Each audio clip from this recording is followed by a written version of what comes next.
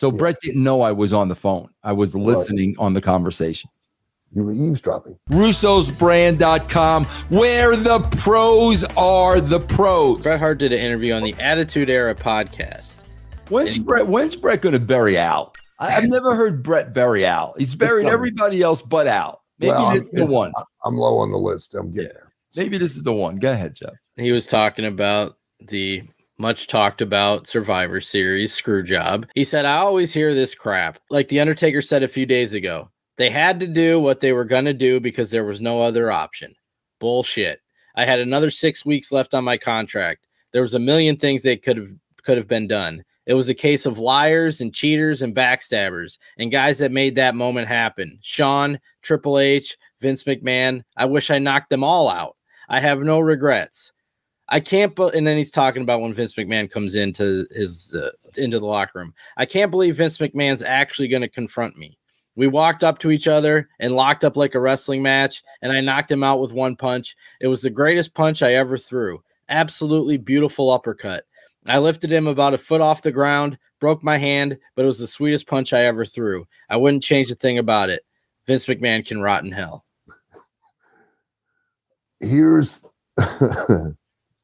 Here's why Bret's, everybody still talks about it, focuses on it. Two reasons, really. One is it's a violation of trust. Trust and respect are the two things that really allow this business to operate. And without them, it just can't function. And the reason it can't is because at any point in time, you can have a promoter can go to a performer and go, or a booker could go to a promoter, go to a performer and go, I need you to do X, Y, Z. And they can just go, no, I'm not going to do it. The only reason they do it is because they trust and respect the person who's asking it, that it's in the best interest of the company as a whole, which is in the best interest of the locker room as a whole. The performer trusts and respects the locker room trusts and respects that particular performer. That's why the locker room all took a step back, elevating that particular performer, trusting and respecting that when it came time to do the right thing, that performer would look beyond their own self-interest and would do what was best for everyone involved. The performer is trusting and respecting that the promoter or booker is doing what's best for him, even if he has to take a step back, that at some point in time would allow, even if Bret were leaving the territory, would allow him to come back in a better place because he would have done the right business. Where it became a problem was you had one performer to another performer's face say, if it were me in your shoes, I wouldn't do it for you. A blatant, out and out expression of disrespect.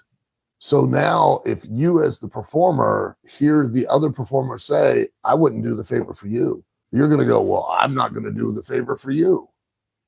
Which now puts the promoter in a situation to where he's got to come up with something because he doesn't want to take the risk of that performer leaving and going to the opposition with his title, which represents everything. Yeah, there were other options. There were other alternatives. And it was, quite honestly, I really think it was a very defining mistake by Vince McMahon.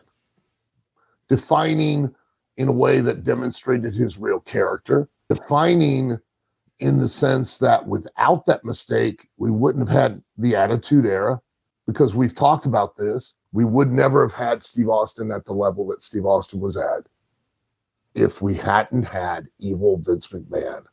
And we would never have had evil Vince McMahon if we'd have never had the Montreal screw finish.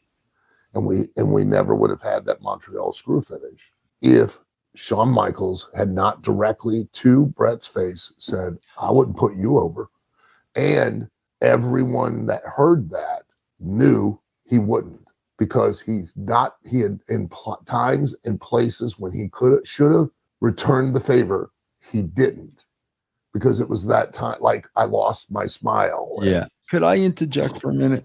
Bro, at that time, I'm talking about the Wednesday or Thursday before the Survivor Series, when we knew there was an issue. It was me. Everybody knew there was an issue prior to that. Right. We knew there was an issue with the finish. At that time, the people writing the television was me, Vince, and Cornette. Correct, yes. We were at Vince's house. Yes. Vince brings me in one of his many side rooms and says, Vince, I'm about to get on the phone with Bret Hart. I want you to be on that phone so you could be a third-party witness to everything that was said, to everything that's said. So yeah. Bret didn't know I was on the phone. I was listening on the conversation. You were eavesdropping. Yes. I can tell you, bro, without a shadow of a doubt, Vince proposed plan A, plan B, plan C, plan D. Bro, he went through the entire alphabet. Right. And Bret's response to every plan, no. Bro, I remember specifically his brother-in-law, Anvil, was trying to come up with ideas. Bret was shitting on Jim Anvil's ideas. So finally... But they all revolved around Shawn. Well, they all revolved around Shawn creating the problem. Yes. Yeah, and that's the situation. Right. So then I don't know what it really is. Now what did Bret expect Vince to do at that point? I know that. I get it, and but still, he violated a very preeminent concept of respect and trust. Understand. Which then, of course, allowed him to be able to capitalize on, and utilize and become evil Mr. McMahon. I get it. But even if you're not in the wrestling business, okay, this isn't a wrestling business thing. If just a person in your life came to you and were like, hey, you were down on your luck and you needed $100, I'm just telling you right now to your face, I wouldn't give it to you. Would you ever be willing to give that guy anything? Even absolutely not. I agree with that. Well, that was the problem. I know, but what did Bret expect Vince to do? Give it to someone else to then give it to Shawn. You guys had time to build another challenger, drop it off of Bret, get it off of him. Now have that guy dump it to Shawn. That's a good point. Could have easily done that. Easily. But instead, there was this obsession to put it on Shawn, and Shawn and Vince felt like they were obsessed with the idea that Shawn should take it off of Bret. Okay, I can't argue with that. Shawn could have taken it off anybody. If Shawn were truly that fucking over at that time, him getting it from Bret wouldn't have mattered. But it did matter to Shawn, because it was a way for Shawn to stick it up Bret's ass, and Vince went along with it. Period. I can't argue with that, Alan. When you put it that way, I can't argue with that. But that's by the time they had that phone conversation, it was already too late. It was already too late. Way past it. I got you. The boat had left the docks. I got you. The match had already been promoted. Yeah. But the match had been promoted long before and long before it even got promoted. Vince knew that Bret was not going to do business with Shawn, because Shawn straight up told him to his face, I wouldn't do business with you. Well, then, you know what? Go fuck yourself. Yeah. Yep. Because it's no longer a two-way street. Yeah. And in this business, it always has to be a two-way street. It can't be a one-way street. And that's where the respect and the trust, and that's where a lot of forms of etiquette were developed in this business, to always remind the performer that they weren't bigger than the business. Yeah. Shawn straight up told Bret by stating that, hey, I'm bigger than the business. I'm bigger than you, and I'd never do it for you. Well, okay. And because you can't win if somebody's not willing to lose. It's not possible.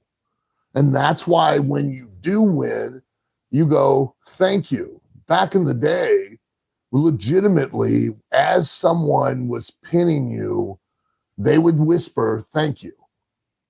That was a practice because you didn't have to let the guy win. You didn't have to take a bump for the guy because, contrary to popular modern belief, you don't bump me. No matter what you do, you can, but I'm not going to take a bump for you. If I take a bump for you, I'm going to make you look like $1 million. I'm going to make you look bigger and stronger and more of a badass than you ever could if you legitimately did it. But now, if you really want to try to bump me for real, you're going to look like shit because I'm now going to protect myself and I'm not going to take the bump for you. I'm not going to make you look bigger and better and badder and stronger than you actually are. I'm going to make you look like you really are, which is a guy who struggles to throw another human being. That's what you're going to look like because it's a work. I'm going to work with you to work that audience into believing the one lie. And you can choose to do it the right way or the wrong way. And that's why we all shake each other's hands. That's why we all say thank you to each other. That's why we always say hello and we always say goodbye. It's to reinforce that we need each other. It's not a matter of anything else. And that we're all willing to do business with each other, for the benefit of everyone. Yeah. And Sean straight up told Bret, and listen, there wasn't a guy in the locker room who knew of that was like, well, I don't fucking blame Bret. I wouldn't put him over either. Fuck him. Yeah. Seriously, fuck him. You don't want to do me because that's why it's called the favor, because it's expected to be returned. And if you don't want to, that is the biggest sin in this business that happens now all the time with these guys. They're all self-centered. Listen, we as wrestlers, it's a self-centered business, self-involved, self-indulgent, self-motivated. All of it is, absolutely. But you have to always remind yourself, no matter who you are and how big a star you are, you're nothing without everyone else on that show. You're nothing without all of the crew. You're nothing without all the stagehands. You're nothing without all the production, without all the lighting, sound, camera, without every other person in that locker room, without every referee. You're nothing without every one of them. No matter how big a star you are, no matter how over you are, no matter how much of a house you draw, you couldn't have drawn it without everybody else doing their job. And that is so easy to forget. Great and point, when you communicate directly to another wrestler, I'm telling you right now, man, if it were me, I wouldn't do it for you. Well, guess what?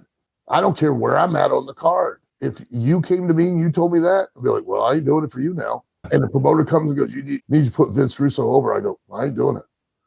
Why not? You have to. No, I don't have to. I only have to do two things. That's die and breathe. Everything else is a choice. I choose not to put Vince Russo over. Why? Because Vince Russo came to me and told me he wouldn't do it for me. Well, I'm not doing it for him. I'll tell you that right now. Bro, if anybody would have refused to put me over as WCW champ, I would have beat him the hard way, Al. Oh, you stretch. Let's just go in the ring. I'll stretch you out. I'll stretch your ass out. You won't even know what hit you. I'll hook them, bro. Speaking of hooks, what do we got here, Al? Yeah, we got a hook here.